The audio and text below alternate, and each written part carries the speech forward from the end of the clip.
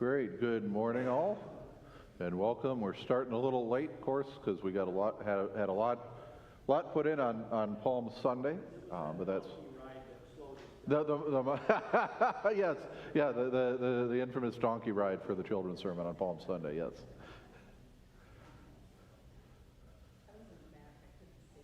Oh, okay. It was Pastor Mark was the donkey with a couple little kids riding on him. Two, yeah. Two. We had one ride him up the aisle and one ride him back. So, yep. So, which he's done well. I'm glad his knees are better than mine and he's able to do that. So, but all right. So again, but it's Palm Sunday, so it was an exciting day. Jesus, the one who taught with authority, performed miracles, recently raised Lazarus from the dead. That's at least part of what's going on. The crowd is a lot of the crowd on Palm Sunday is at least people from Bethany who've seen Jesus raise Lazarus and such. So they come to Jerusalem. The crowds want a glimpse of the one who would make a fantastic king. They knew of no one like him, so they greeted him as he entered Jerusalem. Jesus knows it's the last time he's entering Jerusalem. The crowd doesn't. Crying for him to save them. That's what Hosanna means, the Lord save us. And lavishing him with a royal greeting of palms and praises. Although if you listen to the gospel lesson at the beginning, the Luke version, there's no palms in it. You know, the other gospels do, so that's why we still include it. But it didn't talk about the palms at all. So for what that's worth. The opening hymn is always, for Palm Sunday, is always all glory, laud, and honor. Traditionally used as processional hymn on Palm Sunday, recaptures that multitude of pilgrims scene. We do that a little bit by having the kids walk in, carrying palms. The teachers grab the palms after they get up front so they don't hit each other with them. And then joining our praise with theirs as we hail Jesus as our King. All right, so again, what are some of the images that hearing that hymn, all glory, laud, and honor, that even if you weren't at early service, you probably can hear go in your head pretty well. Yeah, 442, if you're looking in your hymnal. What are some of the images you think of when you hear this hymn?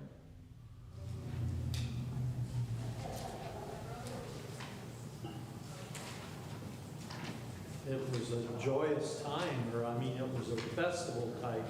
Yeah, joyous festival occasion. And so it's this cheering crowds. Yes. Adoration. Yeah. Right. So they've got palm branches, throwing the cloaks on the ground, all those things. Anything else? If they had a marching band and those. If they had a marching band, right? Yeah. I'm going to say I think I've compared it sometimes to like. The second line bands, the impromptu marching bands in New Orleans that just pop up all over the place. It's a big party, a festival, making a big celebration. Yeah, no one, they're not handing out candy, but yeah, it could be, right. And again, also the way we think of parades. Actually kind of gets into it. I was reminded on Wednesday, as I was talking with some college kids about when I took some Chinese students to the 4th of July parade here in Ames, and they were amazed at the 4th of July parade that there wasn't any military stuff aside from the Legion or the VFW, and the only armored thing was someone had an armored tractor that was on the parade, and then also that that Falun Gong, that a group that's forbidden in China, was allowed to have a place in the Ames parade. So just recognizing those different expectations. For them, a parade is, it's the army, it's the military. They've got all their soldiers lined up and everything, and they got their tanks and missile launchers and things. So you're reminded who's in control, and it's probably not you. And that's the Roman parade that people that we're comparing Palm Sunday to. When Jesus comes in with this peaceful, joyous crowd, got some changes there. So, all right, again, significant for this triumphal entry. Jesus, it's beginning of Holy Week, the beginning of that last week in Jerusalem. This is when Jesus is fulfilling prophecies. Matthew especially connects it to Zechariah, where it talks about the king coming on a donkey. Also, again, inverting some of those Roman stereotypes, conquering king, they come on a war horse, not on a donkey, that kind of thing. And so there's a lot going on for the triumphal entry, but we'll keep going quick on that. All right, but then we heard Luke's set version of Palm Sunday. Let's look at John's quick. It's only a few verses. Can someone read this for us? The next day, the large crowd that had come to the feast heard that Jesus was coming to Jerusalem. So they took branches of palm trees and went out to meet him, crying out, "Hosanna! Blessed is he who comes in the name of the Lord, even the King of Israel." And Jesus found a young donkey and sat on it, just as it is written, "Fear not, daughter of Zion. Behold, your king is coming, sitting on the donkey's colt." All right. So what kind of, it's this joyous celebration, but what kind of king do they seem to be expecting Jesus to be at this point?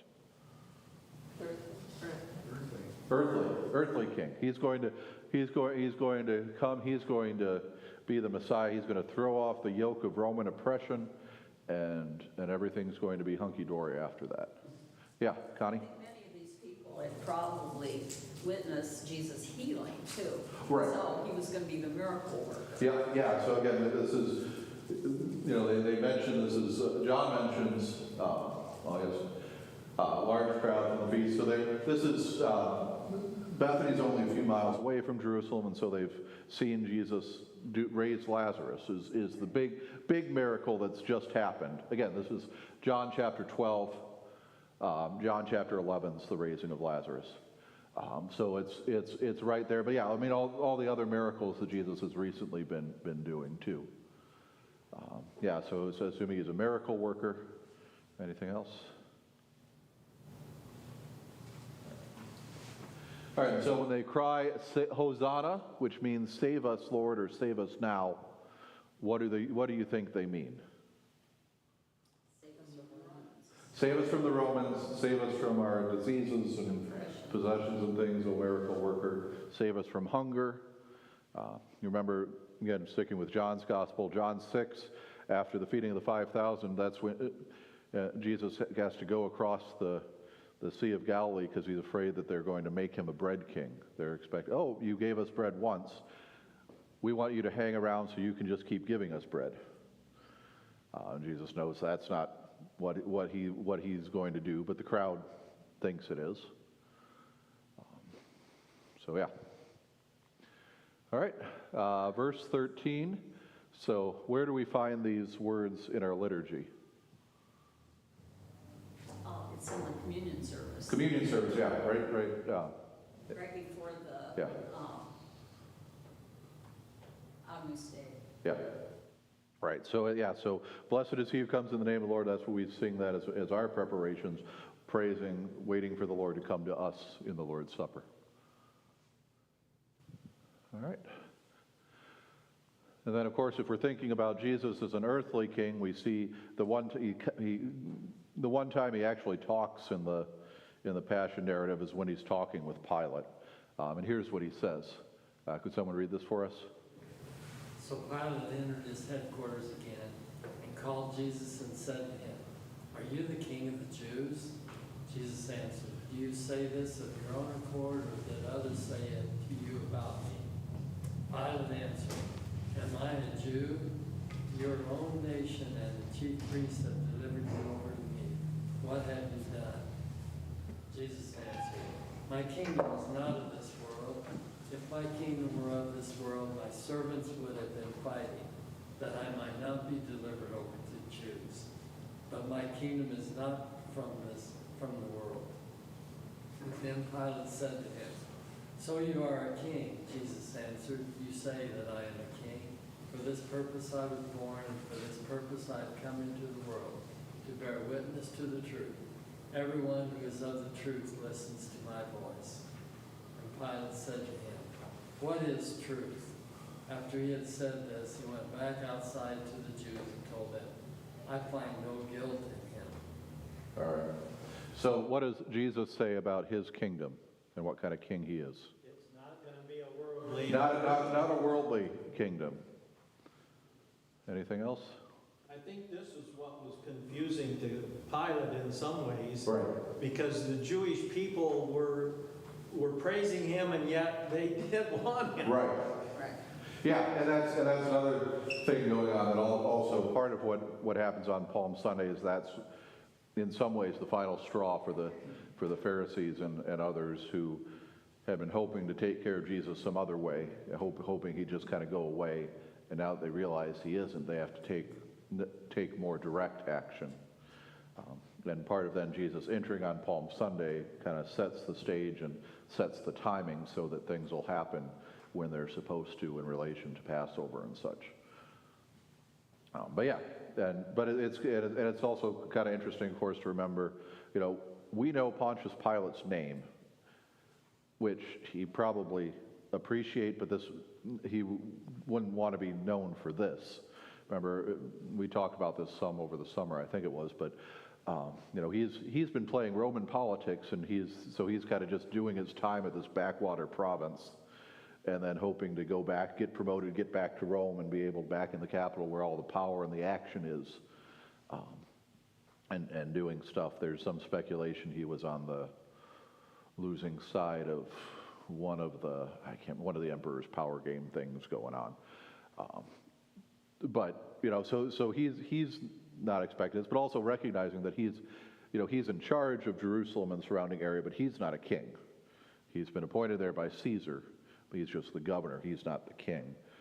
King Herod had been the king. King Herod's son had been the king there, but was so bad that Rome said, well, nope, you don't get a king anymore, you get a governor, directly answerable to us. But that's also the political reason why Rome gets involved, is because once you start saying, oh, there's another king that isn't Caesar, that's when they start getting antsy.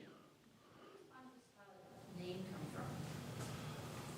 That's a good question, and I'd have to look it up. It's at least partly related. I'm trying to remember whether it was either an army unit or an army rank dealing with the cavalry. That seems to be connected to that, but beyond that, I don't remember off the top of my head. But no, good question though. All right. Oop. There we go. Again, Palm Sunday is also known as the Sunday of the Passion. We kind of added that in sort of over the last 50-ish years or so, partly as a recognition that people aren't coming to every Holy Week service, so they better hear the whole story at least once if they come on Sunday. And so that's why you get this jarring juxtaposition of Hosanna, blessed is he who comes in the name of the Lord, yea, Jesus, and then immediately go to the Passion readings and Jesus being betrayed, which, is jarring, within that week, certainly, but even more jarring, doing that in a service. Yeah, Connie, do you have a question? I'm just a comment, I guess. Okay. I like Luke's version that we Yeah. read this year because it includes the institution of the Lord's Supper, and it includes his betrayal, and it includes the garden, where a lot of these other gospel readings concentrate mainly on the trial. And this kind of gives you the whole story. Yeah.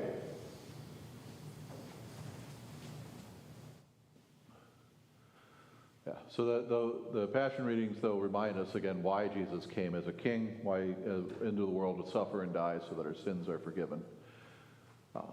And again, you get this juxtaposition of the crowd shouting, "Crucify him." There's all sorts of debate. If you're looking at it historically, these might be two different groups of people. If you look at it narratively, the crowds kind of are a character in and of themselves throughout the Gospels that the Gospel writers use, and so so sometimes we can play with that idea of the same people who are praising him at once are shouting "Crucify" 5 days later, and how we can be swayed that way too, or you can play with that idea. You recognize the idea of, well, maybe these were different groups of people. That you have the people outside the city from Bethany that are cheering him, and then the people inside the city who know what's going to happen if there's another king and Rome decides there shouldn't be another king, that they're the ones who will shout, I crucify. wondered if the crowd that was shouting, crucify him, was a paid. Well, and I think there's some of that too, that there's certainly some, that idea or thought that there's some paid agitators in there, to, especially because, yeah, how do you get a crowd in front of the Roman governor's palace at 9 in the morning on a Friday? Yeah, probably. It takes a little arm twisting or a loose money bag to do that. Yeah, Connie. Well, and the Jewish leaders don't seem to be present, but I'm sure they heard about it, but they were present on Palm Sunday. But they're getting together and they're worried about the fact that all of a sudden Jesus is very popular, which they've known before. But they're plotting on how they can get rid of him because he destroys the power that they hold in their hands. Right, yeah, so they've got, I mean, they see him enough that they're the ones who tell Jesus the crowd needs to be quiet, and then Jesus says that, well, then the stones are going to cry out if the people are quiet. So they're at least aware enough of that, but at the same time, yeah, they're not, certainly not necessarily watching. Although sometimes, you know, if you watch like some of the productions like Jesus Christ Superstar, you know, that they get the Pharisees get this their nice, you know, refrain as you get the parallels of Hosanna as the crowd's going through. And of course, after this is when Jesus goes into the temple too, doesn't he? Right.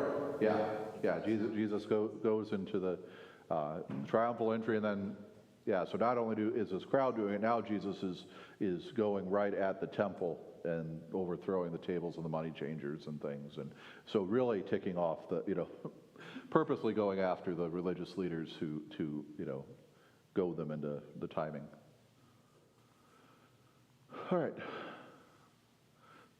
So, yeah, so just, you know, think about how sometimes, you know, in our lives we go from the crowd that's cheering Jesus to the crowd that's, you know, shouting, crucify him. All right, so this hymn, All Glory, Laud, and Honor, was written by St. Theodulf of Orleans, France, who lived between 762 and 821, and so it's been sung since the 9th century. You know, so this has been a Palm Sunday tradition for over 1,000 years. So. It has a very contemporary type. Right, yeah. It's easy to sing, it's not like chant. Yeah. And so again, why is it important that we're linking this hymn helps link us to the church in all time and place?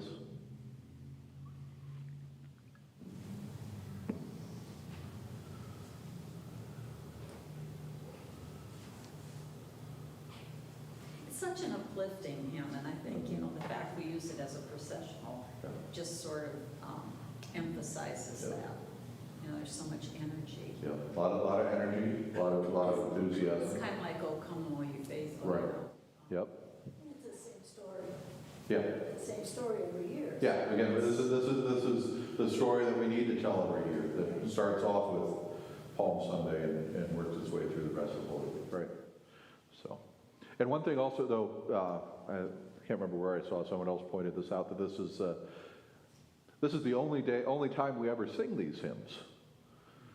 I mean, there's some overlap with the way the lectionary works, that sometimes the first Sunday in Advent, because we're celebrating Jesus coming, preparing for Jesus coming in Advent, we get the Palm Sunday readings, and sometimes they're suggested. But generally, we sing this once a year. But yet it's, again, very singable. Most people can know it and join in on it. And so it's got good connections that way, too.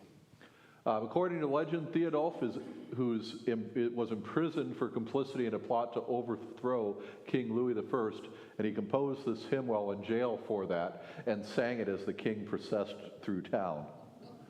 And so upon hearing this, King Louis ordered the release of Theodulf, and while the legend can't be confirmed, it seems to be an interesting juxtaposition of how this gets composed with, you know, the king coming and... All right, the crowds in Jerusalem didn't comprehend that Jesus' kingdom's not of this world, but we certainly do.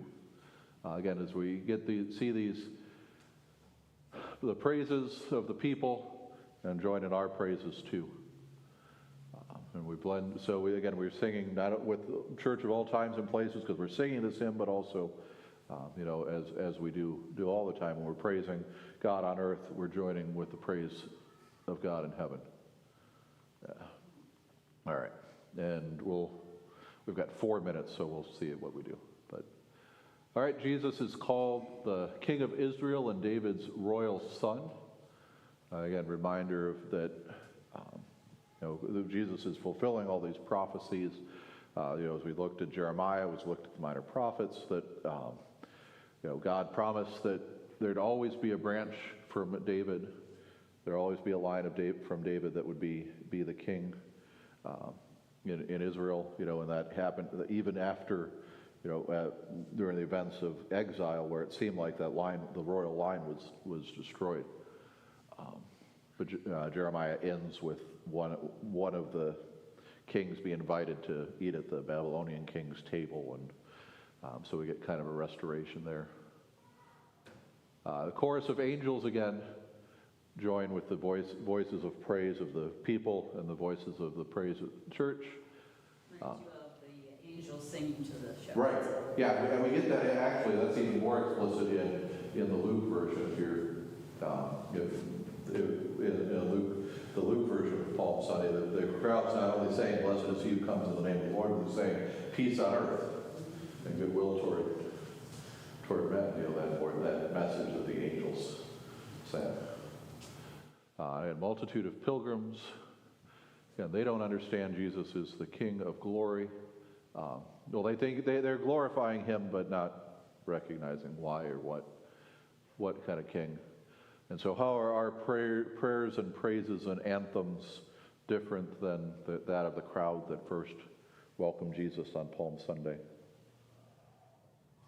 We know the final outcome. Yeah, we know the final outcome. We know the end of the story. We know that we know that Jesus is coming, that he's going to be crucified, but that's the only time he's someone, non-believer declares him King of the Jews.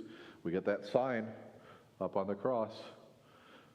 He's the King of the Jews in Greek, Aramaic, and Latin. And all he said he was. No, I'm just going to say that he is.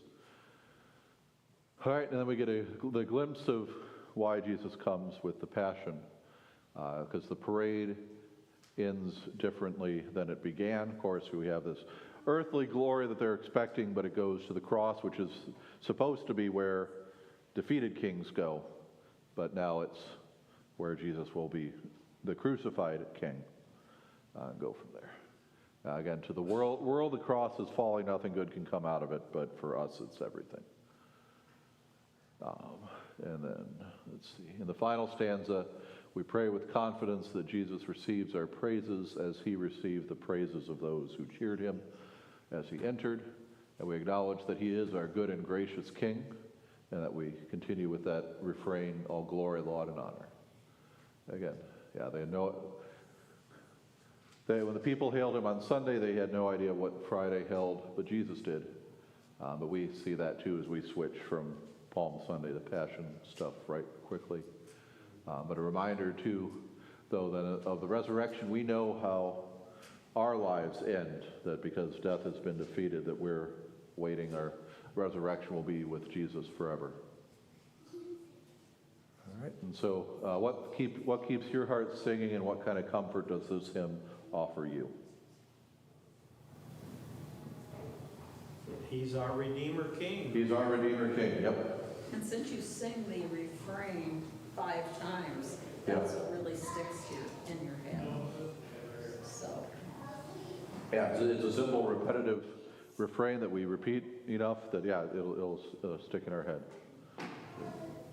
and that's a prayer. That's a good prayer, too. Definitely. All right, so I think we're at time, so we'll stop here. Again, no Bible class the next 3 weeks. So next week, because it's Easter, we just have our Easter breakfast. And I think there was still some room on the sign up for that, but thank you for those who have. In 2 weeks, it should be in the Memorial Minute, we have our election of officers. So we'll have our voters meeting during this time in 2 weeks on the 27th, the last Sunday in April. And then the first Sunday in May is confirmation, and so we usually don't have Bible class because the pastors and confirmands are busy with pictures. So, all right, but thank you all for coming, and have a blessed Holy Week. We don't really know what the melody was like when it was first written, because the tune that we use is credited in the 17th century, and it was written in the 9th century. Okay, yeah. So the text is over 1,000 years old. The tune's only 300 years old. So we're contemporary worship that way. But yeah, recognition that it might have started out as chant, but of course with this traditional hymn, that sticks with us. So thank you, Norm.